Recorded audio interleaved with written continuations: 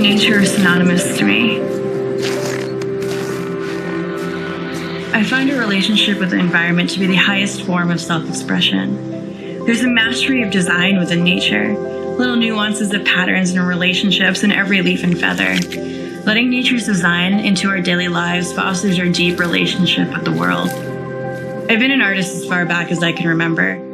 Perhaps growing up in landscapes of tall buildings and gray infrastructure gave me the ability to appreciate the contrast of the organic colors and shapes that nature provides.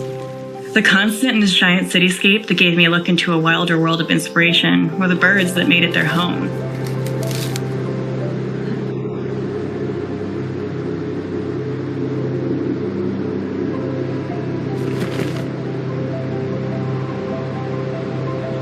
As years passed, my appreciation for birds and their freedom of expression grew. When I began working for the United States Fish and Wildlife Service in Alaska, I wanted to highlight the connection of birds and art. Birds in Alaska mean so much. We depend on them. They provide us food, company, and are telltale signs of change. We welcome the birds every year with the spring and bid them farewell as the darkness approaches. These are the stories I spoke of when I taught about birds to school children in Bush, Alaska. Birds are a universal language. They connect us. People and places tucked away in these sacred corners of the world understand birds in a way that we should all strive for. Every single one of us has a story of our personal experience with birds to share. To be able to channel that onto paper through artistic mediums really gives tangible meaning to that connection.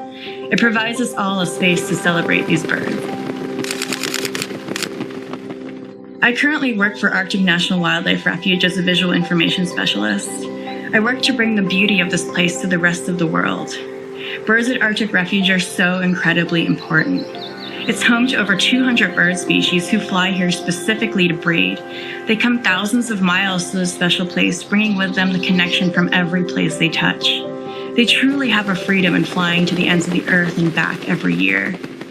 Claude Monet once said, "I would like to paint the way a bird sings." Now, I would like to paint not only how birds sing, but how birds fly and how birds bring us together. I want everyone to stop and look at those birds right outside your window. Think about their journey and what other people have observed that very same bird. That bird represents so much that connects us. Their freedom in flight and their beauty in song are things we have always craned our necks to observe from the dawn of humanity. Join me in celebrating World Migratory Bird Day 2021 to sing, fly, and soar like a bird and experience the true freedom, beauty, and design in these wild creatures that bring us all together.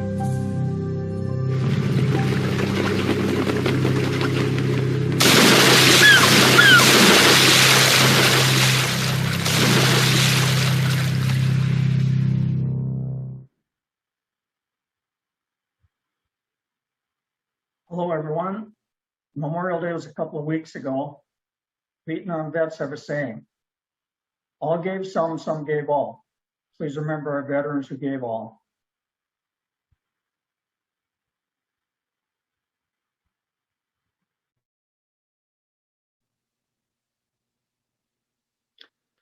Well, we're almost there. Sad to leave the beach, but it'll be exciting to be back meeting face to face. Next month, we are back in-person meetings.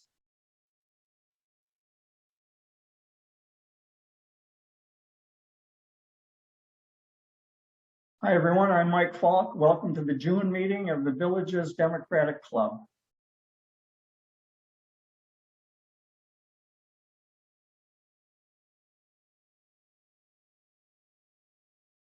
July 10th will be our first in-person meeting since the pandemic. No masks are required if you're vaccinated. If you aren't vaccinated, please be considerate of your fellow Democrats and consider not attending this in-person meeting. We aren't going to serve any refreshments until the September meeting to avoid potential virus transmission.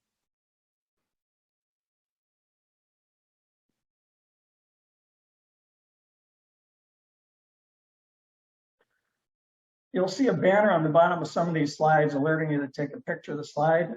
It'll say, take a picture of the slide. So please have your phone available to capture information to refer back to. Also, we're recording this so you can see this later if you did miss it, if there's something on any of these slides that you need to get to.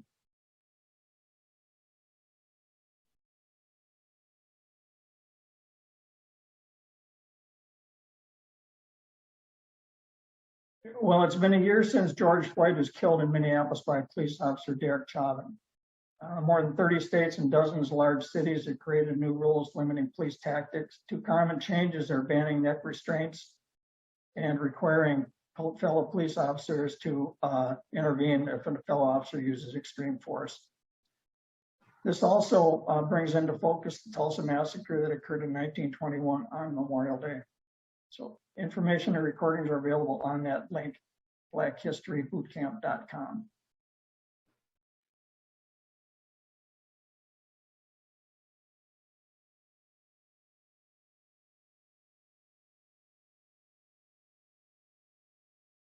This is good to note. During the first 4 months in office, the Biden administration has created more than 2 million jobs. That's more than double the rate of the previous administration and more than 8 times the rate of President Reagan's performance while in office in the first 4 months.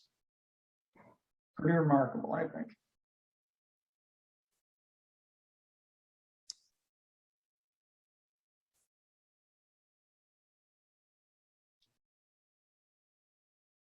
Okay, one of these is a truth and one's a lie. Can you tell which one? One of them, it depends on where we get our information. Okay, please research before spreading unverified information. Pennsylvania law doesn't require patients themselves to register fetal deaths or file, obtain, or pay for fetal death certificate, and does not fine them for having a miscarriage. The bill would not introduce such legal requirements. And there's a lot of information. There's also a lot of sites that you're able to look at that will distinguish between fact and fiction. I recommend that people look at that before you pass any information on.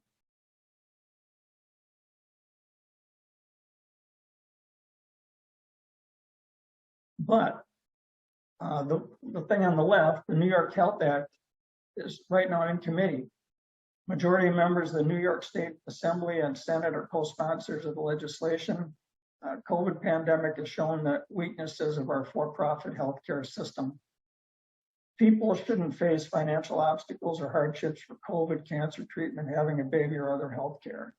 The New York Health Act is a single payer system that will guarantee that all New Yorkers, regardless of income or job status, can focus on their health and health care, not medical bills. It's what I often think of as only in America can you go bankrupt because of your medical. Okay, the Democratic Neighbors orientation is going to get spun up again. The first one Marcia had on June 6th. These are going to be in person, and there's no reservations. You just have to show up at the Colony Cottage Rec Center to be included. Okay, anyway, like I say, no reservations, just show up at Colony Cottage Rec Center to be included. Marcia Shearer is the host for that. And the next DNO meeting is July 4th at 2 p.m.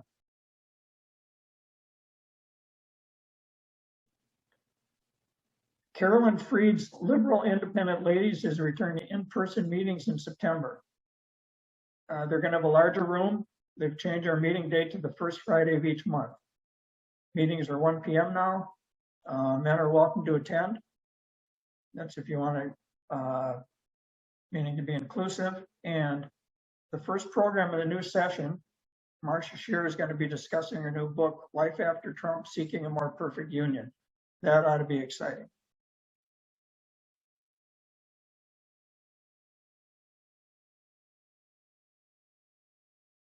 Anyone interested in local actions on climate change, the Lake County Unitarian Universalist Environmental Series is presenting an online program tomorrow evening at 7 p.m. The subject is Beautiful Lake County, Reducing Our Carbon Footprint. There's a URL on that slide. Please take a picture, and you can go to that link, and you can link in their Zoom program. If you're ever in Wildwood, down by the Ace Hardware on 301, please stop into the Democratic headquarters, meet a few people. There's paraphernalia for sale down there, t-shirts, mugs, stuff like that. And it's just good to meet other Democrats that that we haven't seen certainly for 15 months since we've been on Zoom. So like I say, stop in there and meet some fellow Dems.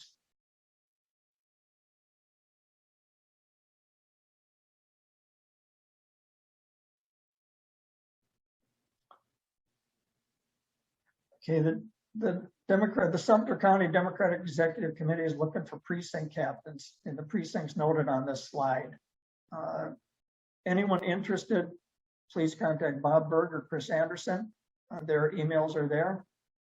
Also, the supervisor of elections indicated that these seats may be expanded, these precinct captains, from 26 to maybe 30 due to the growth of the villages and the projected growth of the villages. So we'll keep you informed when these open up. We will let everyone know by either the buzz or these meetings, some way to communicate to you. So you should be able to know that. Please, if you're interested, please do that.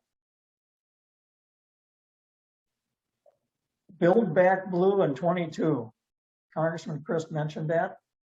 Please share your enthusiasm and support for the Democratic Party by making a donation for a Build Back Blue t-shirt and Build Back Blue in 22 t-shirt. A mug, or there's a new addition, also I'm vaccinated buttons. Oh, I just heard from Barb Degertz telling me that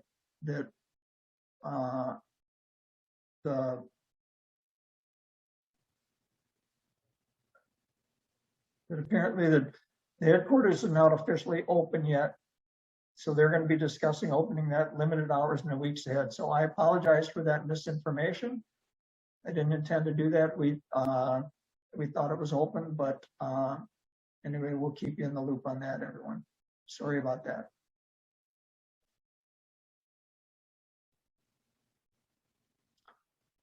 Today, June 12th, is National Loving Day, and that's something different than you might think it is.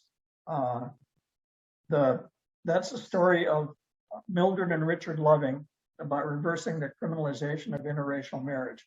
Supreme Court struck down state laws. I believe there were 16, probably southern states, outlawing interracial marriage in 1967.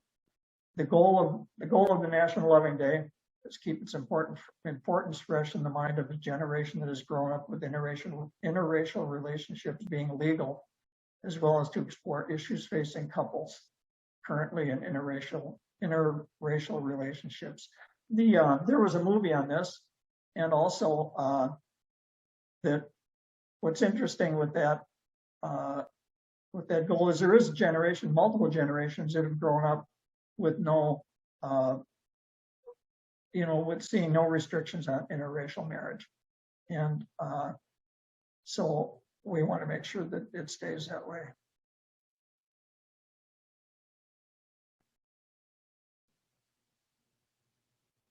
There's been some talk about getting cable packages that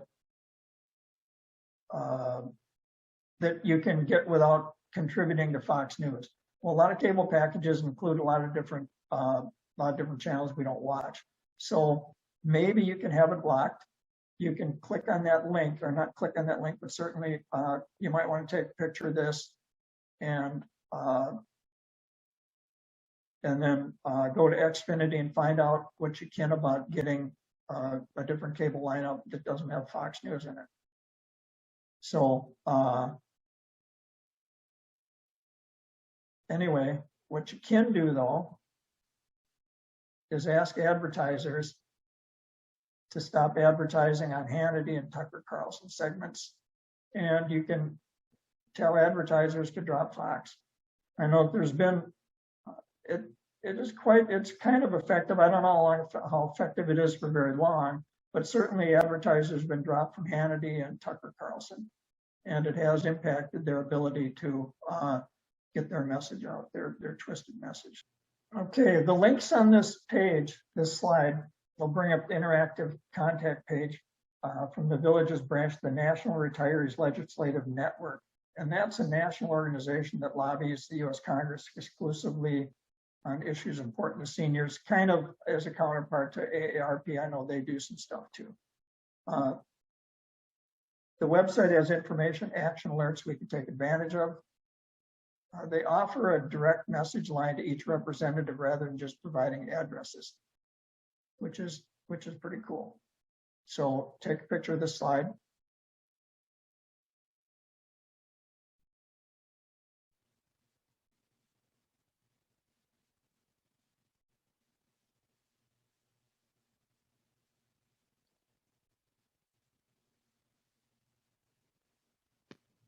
On April 11th, 4 speakers talked via Zoom to a local Lake County Unitarian Universalist congregation regarding local waterways. Today, and for the next 3 meetings, we will highlight one of the speakers and extract some of the most important and interesting information. Today, we are highlighting the first speaker, Susan Fetter.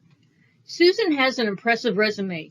She is a lifetime Florida resident and is passionate about keeping Florida's waterways healthy. And of all the water issues in Florida, this one issue I am about to tell you about rises to the top of her list of concerns. Just for the record, her expertise and experience includes being recently appointed by the Lake County Commission to the Keep Lake Beautiful Advisory Board, serving on Lake County Soil, Water, and Conservation Board, volunteering for educational activities, and being a leading advocate for the Lake County Fertilizer Ordinance. Susan was raised near Lake Griffin, became a software engineer at Microsoft, and loves to hike and canoe. The issue so close to Susan's heart that Sue talked about are the negative consequences of a decision to build the Rodman Dam near Dunellen in the early 60s. There is a movement to remove that dam, and it is known as the Free the Ocklawaha movement. It involves the Ocklawaha River from Silver Springs to Griffith Lake in Leesburg.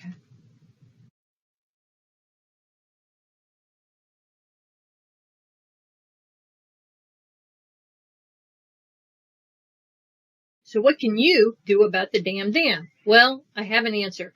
Continuing with the Chris Stanley tradition, we have 4 homework assignments for you. Choose one or do all 4. Remember to take a photo of this slide so you can do your homework.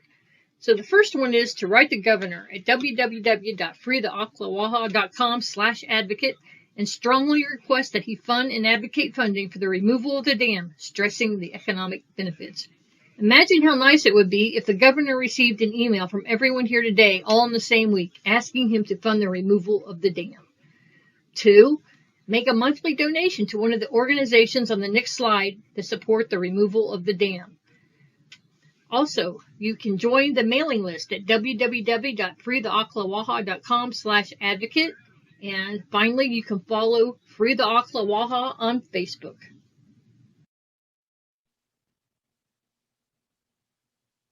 So what can you do about the dam?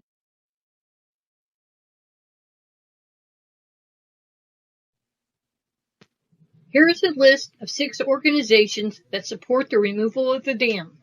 Please consider a donation. I'll give you a minute to take a picture of the slide.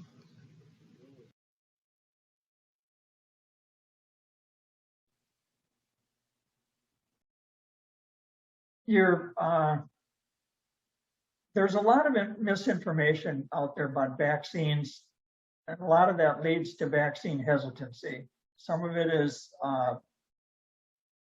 arguably justified, and most of it isn't. When people are anxious about getting the vaccine, a good approach is to listen to their concerns without judging and offer compassion. They're more likely to trust you if they know you understand their fears, respect their perspective, and care about their welfare.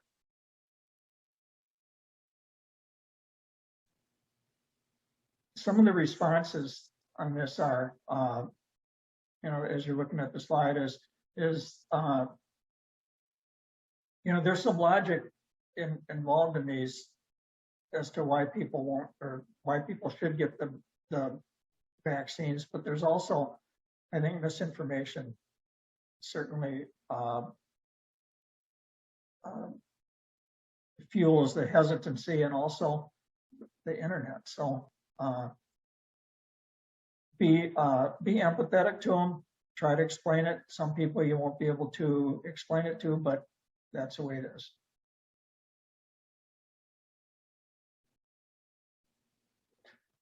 If you have friends that don't want the vaccine, what do you say? So don't mass shame them. Some people are immunocompromised. People at their homes might be immunocompromised, maybe their kids, something. You never know why people are going to wear a mask. And I don't think you'll get any mask shaming from most Democrats, but you certainly could hear some of it out in the public. So I think what's interesting with wearing masks since the pandemic is that flu and colds are down quite a bit. I don't have the statistics, but I know I hear that quite a bit, that there's been a lot fewer deaths from flu than there was before the pandemic. So masks work for other things besides that.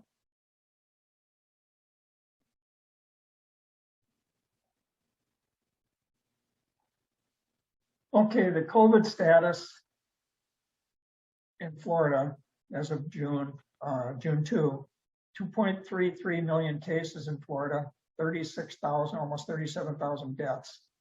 So please visit the link on the top of this page for more information. And there's some helplines too. Those helplines, if you call those numbers, they will tell you how you get vaccinated, or where you go to get vaccinated.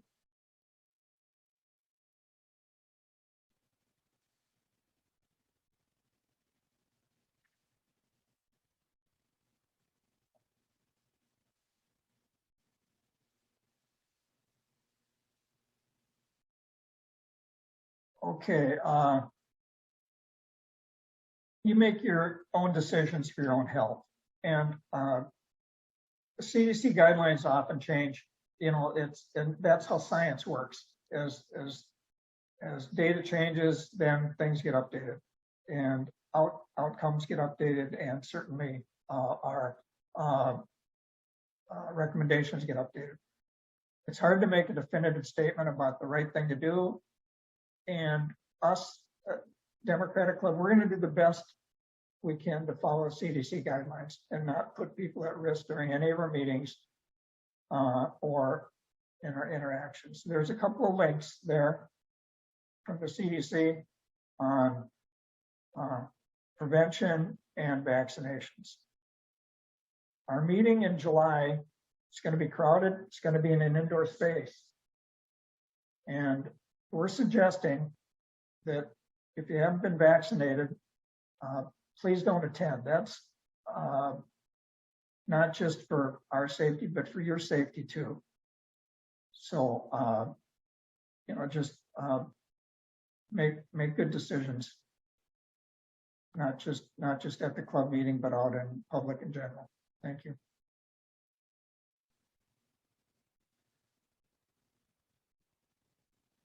Our July meeting is going to have Nikki Fried as our guest speaker, and Nikki is the Democratic Commissioner, Agriculture Commissioner. She's filed as candidate for governor against Ron DeSantis, and we're delighted to have her at the July meeting when it opens up. I think we're going to have a great turnout, and I'm looking forward to it.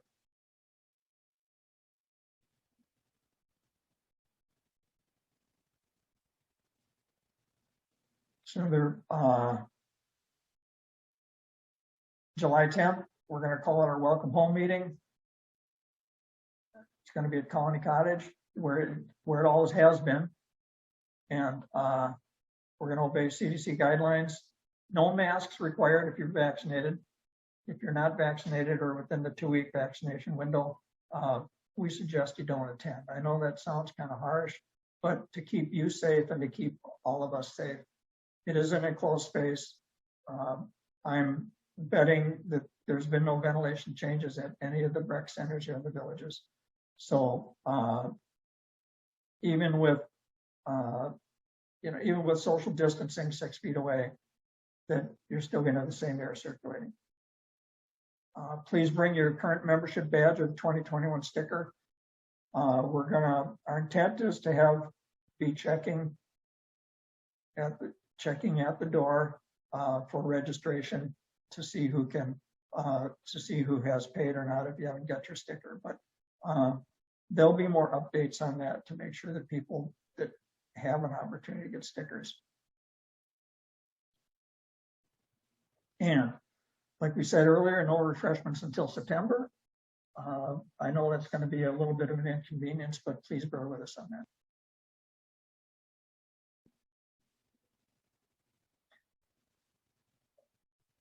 Okay, we got a few minutes.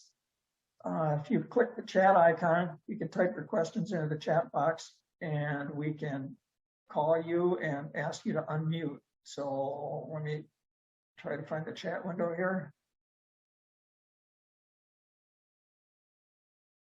We've had a couple of questions about, will there be a Zoom option for travelers, and will the July 10th meeting be on Zoom too? Also, we've had some, Rick and the team will be looking at if that's feasible. We've had the challenge with doing Zoom at the same time that we do the live meeting is the technology. Basically, there's slow connections there, and we've got some hot spots, but those aren't always reliable. And getting enough bandwidth for the Zoom could be an issue. And we'll look at it. We'll see if we can. And Rick, we talked about this before, and I'm not sure if we can do that. If we can do it, we'll do it. If we can't, then we'll try to accommodate some other way. I know that the village, as I said, is totally open, so we can get, I don't know how many seats we're going to be able to fill. Another question here is, I know I paid the membership fee. Do I get a sticker at the door? Would Heather shaking or is nodding her head, so it sounds like you can. And what will that be, Heather? Are we going to be just when we're checking registrations, we'll have the current registration list? That's right. We'll have the current registration lists and volunteers at the door with their iPhones checking our membership status. So when you get to the meeting, you get one of those people with an iPhone and tell them your name and say, I need to see if I'm current. And when they look you up, if you are, they'll give you one of the 21 stickers, the 2021 year stickers that you can put on your badge. Very good. Thank you for that, Heather. And also, by the way, if you're not a member, if you're not updated, then they'll show you how to use the iPhone to register so that you can become a member. And then you'll get a badge, a paper badge and a sticker so you can get in, assuming there's seats. So that'll be an app so we can go right in through Wild Apricot, huh? That's cool. Right. Okay, well, I think it was a good meeting. It was great having Congressman Christ here. And I'm looking forward to the live meeting. We all are in July. And thanks, Amy, for putting this all Amy and Heather for putting the slideshow together, and Rick for the technology, and everybody that contributed. I appreciate it. This is a team effort, and it isn't anyone that, it's when these come around the last couple of weeks, it's all hands at the wheel trying to get this put together. So I appreciate it. Everyone appreciates it, and the members appreciate it. Okay. Thanks, Mike.